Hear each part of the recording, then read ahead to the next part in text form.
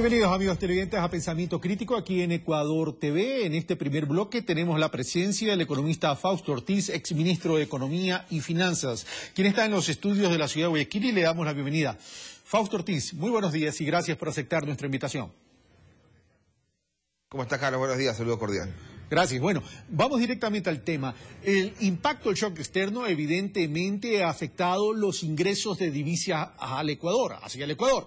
Esto significa que la liquidez del país tiene que recuperarse mediante algunas vías. Una de ellas puede ser endeudamiento, otra de ellas puede ser a través de la inyección del Banco Central. Se está pensando de parte del gobierno ecuatoriano lanzar un plan de vivienda para mejorar la liquidez interna del país y también evidentemente el mejoramiento de las exportaciones no tradicionales, que en relación al año pasado ha crecido al 16%, y el endeudamiento. En ese sentido, Fausto Ortiz, ¿cómo evalúas tú el panorama de la liquidez del Ecuador para el 2015? Sí, quizás primero el tema de cifras, ¿no? Tenemos las cifras de la liquidez monetaria total, que es lo que los economistas llaman como M2. Entonces ahí uno observa que el enero y febrero son 2 meses que ha caído ese indicador de liquidez, caída por 2 meses seguidos, que no ocurría desde hace mucho tiempo, de acuerdo a las cifras oficiales del Banco Central. Y entonces eso quiere decir que de alguna forma ya se empieza a sentir en el sistema financiero una disminución de la liquidez, porque no alcanza a ir creciendo los niveles de liquidez como en el pasado estaban creciendo, bien sea por los depósitos en cuenta corriente, o bien sea por los depósitos en ahorro, o bien sea por las pólizas, o la plata en el poder del público, ¿no? Que es el concepto completo de la liquidez total. Y entonces hay que estar atentos a lo que esté ocurriendo. Los 2 primeros meses del año, con información disponible, muestran una caída en las exportaciones petroleras, alguna reducción también en las importaciones, y lo que no estamos todavía observando, porque aparte que hay dificultad de llegar a las cifras por parte del Ministerio de Finanzas, que las ha empezado a no publicar, y entonces es el gasto público. Es decir, no estamos en capacidad de decir hoy día si el gobierno está reduciendo sus gastos, si está haciendo más recortes adicionales al de 1.420 millones de dólares que lo hizo el 5 de enero. Si el gobierno dispone a hacer recortes del gasto, entonces eso va a traducirse en menos liquidez en la economía y también va a traducirse en menos importaciones. Pero si el gobierno está buscando simplemente financiar todo el gasto que pueda hacer sin sufrir el costo de la reducción del gasto como consecuencia de que hay precio de petróleo, entonces el escenario se torna un poco distinto, porque eso significaría ir a buscar una situación de más financiamiento para sostener un déficit fiscal que en ese escenario sin recortes superaría los 10.000 millones de dólares, o podemos verlo como 10% del Producto Interno Bruto, que es bastante elevado. Pero vamos a esta última parte que acabas de mencionar, Fausto. Los requerimientos financieros, según tú dices, estarían en el orden de los 10.000 millones de dólares si es que no hay el recorte presupuestario. Me imagino que ya está incluido los 1.400 que anunciaron en enero. Pero el presidente de la República y el gobierno nacional, en una entrevista que le pudo hacer al presidente de la República de Riobamba, habló de que de acuerdo al monitoreo que se haría permanentemente, se iba a tomar decisiones de reducir más gasto, y esto tendría que ir con el gasto de la inversión, lo cual afectaría el crecimiento económico. Pero la liquidez también es necesaria para la dinamización de la economía. Entonces, ¿cuáles serían las variables que tendría que utilizar el gobierno, además del tema del gasto público, a efectos de no sacrificar la dinamización de la economía en el Ecuador? Es que si la crisis fuera una crisis temporal, es decir, un tema que uno dice, mira, el petróleo se cayó 6 meses y empezó a recuperarse, como ocurrió en el año 2008 y 2009. Recordemos, el 2008 solo cayó 6 meses de junio a diciembre del 2008, y 2009 arranca abajo con $20 el precio del barril, pero de ahí va para arriba. A diferencia del momento actual, el 2014 cae de junio a diciembre, pero en el 2015 seguimos cayendo, quizás ya en niveles por debajo de $45. Es decir, no estamos con una expectativa de mejora. Entonces, si la expectativa es precio sostenido caído y precio futuro también relativamente bajo, entonces no puedes ir a suplirlo con financiamiento, porque el financiamiento es para una situación temporal. Es decir, hay que ir a buscar por fuerza otra fuente de ingreso diferente a deuda, otra fuente de ingreso como exportaciones, que es difícil de generar tan rápidamente, o vamos por el lado del recorte del gasto para que de esa manera el recorte del gasto sea menos plata en la economía, hay una caída en crecimiento económico que lamentablemente se tendrá que sentir en el 2015, y tratar de que esa caída en el gasto público también genere una caída en importaciones. El gobierno lo que está haciendo es diciendo, yo no quiero que caigan todas las importaciones, yo quiero escoger cuáles importaciones tienen que caer, y por eso un poco el tema de la salvaguardia. Pero vamos a lo siguiente, Fausto. A ver, tú dices, como esto no es el impacto del shock externo que estamos viviendo ahora, no es igual al de año pasado. Dice, el tema financiamiento no sería lo óptimo, pero lo cierto y a la hora del té es que el gobierno nacional ha colocado 950 millones más 750 millones de dólares, es decir, está adquiriendo endeudamiento. ¿Qué viabilidad tendría para poder seguir colocando ese financiamiento independientemente de lo anotado por ti anteriormente? Es decir, en los mercados financieros internacionales, ¿el Ecuador tendría espacio para colocar más papeles? Yo creo que la ventana de la emisión internacional de estos 750 millones al 10,5% de colocación, que es altísima para un plazo de 5 años, yo creo que esa está prácticamente cerrada. El gobierno tendrá que ir a buscar más financiamiento en otro sitio. Y no hablemos de que no hace falta que busque financiamiento. El déficit fiscal de arranque era 5.800, el pago de capital era algo así como 3.000 millones de dólares, el financiamiento original eran 8.800 millones de dólares, que es lo que el gobierno tiene que ir a buscar de origen. El asunto es, la caída del precio del crudo que puede impactar al gobierno en la parte fiscal unos 3.000 millones de dólares, y la menor importación que puede impactar al gobierno con unos 1.000 millones de dólares en recaudación inferior en IVA, ICE, aranceles.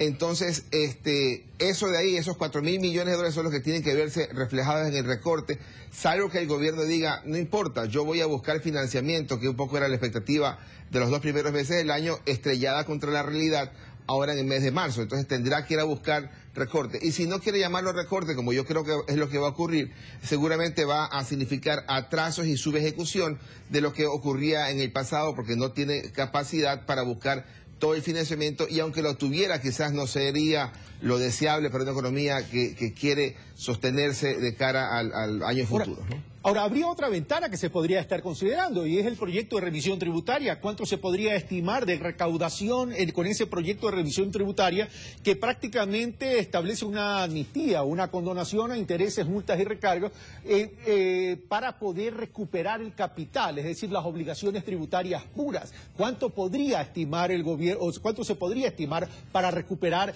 esas obligaciones tributarias que también podrían ayudar evidentemente a la liquidez gubernamental? Eso suma, sin lugar a dudas, ¿no? Suma que recaudes algo más de recursos.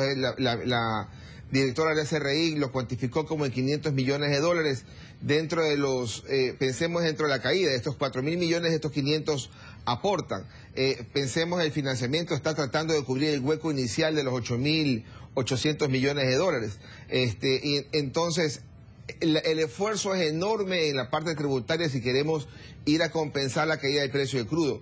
Hay que cuantificarlo bien. El precio del crudo, caer de 85 el año pasado a 42, digamos, este año 50%, significa 6.000 millones de dólares menos en exportaciones, 6.000 millones de dólares.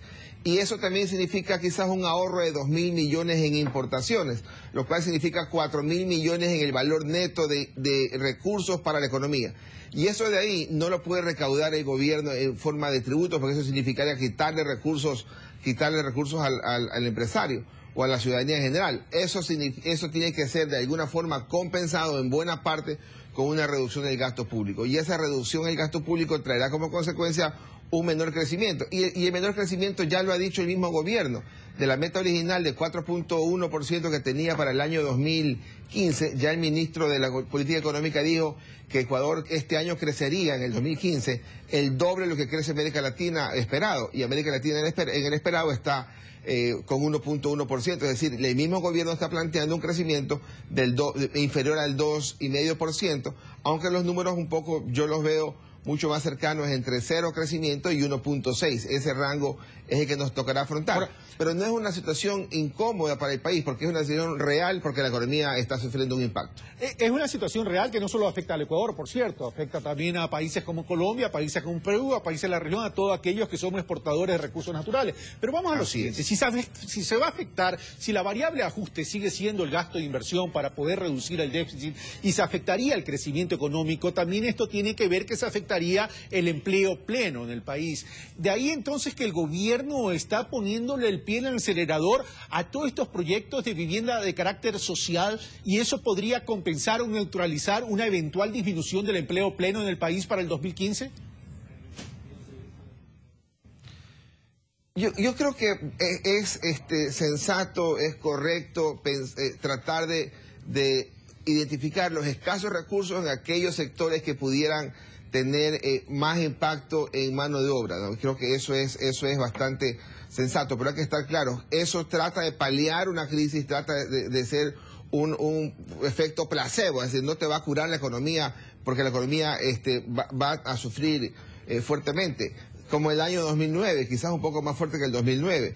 Tendremos una situación diferente. En el 2009 contábamos con 4.000 millones de dólares en reservas internacionales de libre disponibilidad que le daban al gobierno espacio para 4 meses de gasto. Hoy día los 4.000 millones de dólares de reservas con el que arrancó el año 2015, eso es menos de 45 días de gasto. Es decir, la situación es distinta, es más complejo hoy día y por eso el gobierno tiene más preocupación en la actualidad y empezamos a ver ciertos niveles de atrasos que son propios de una economía que está en crisis. El gobierno lo que necesita es ir viendo dónde puede hacer el recorte sin que afecte seguramente al sector empleo y a qué instancias apoyar para poder mejorar también y equilibrar.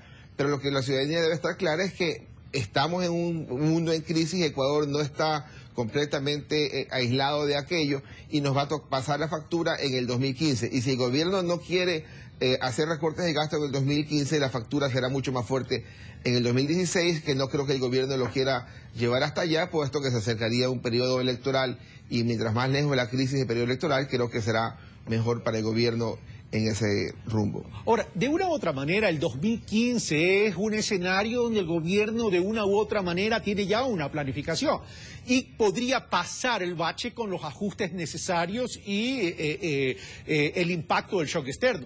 Pero el tema es ese 2016 que tú mencionas, Fausto Ortiz, y con esto terminamos.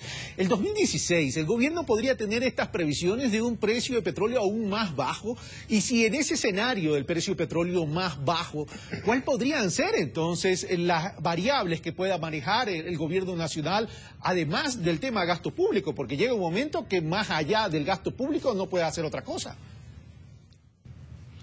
Claro, este año el presupuesto del Estado total es como unos 33.000 millones de dólares. Ese nivel debería bajar a 29.000 millones por efecto de la caída del precio del crudo y por la caída de los ingresos por importaciones. Ese ajuste de 4.000 millones lo hace en el 2015 o lo hace en el 2016. Y le corresponderá al gobierno escoger dónde quiere sentir el impacto. Yo creo que es mucho más acertado impactarlo hoy día en el 2015, que la situación está arrancando, que pasarla al 2016, donde la situación todavía sigue con alta incertidumbre. Bueno, y una última pregunta ya rapidito, Fausto Ortiz. El tema de las exportaciones no tradicionales han crecido en relación al año anterior, es decir, al año 2014, en el 16%. ¿Esto podría ser un umbral interesante para el 2015, para el 2016?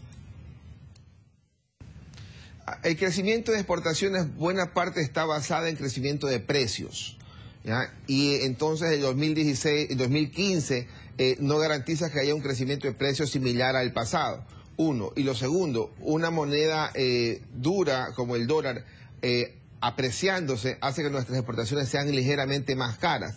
Por lo tanto, el escenario para las no tradicionales o las no petroleras se complica. Pero sin embargo de aquello hay que darle incentivo al sector exportador. Yo, por ejemplo, si me dijeras a mí qué cosa pudiera plantearse, más allá de decirle te exonero de impuestos a lo que exportes, sino diría te exonero de impuestos al dólar adicional que que exportes, para darle un incentivo a que se exporte más, no que se exporte igual sin impuestos.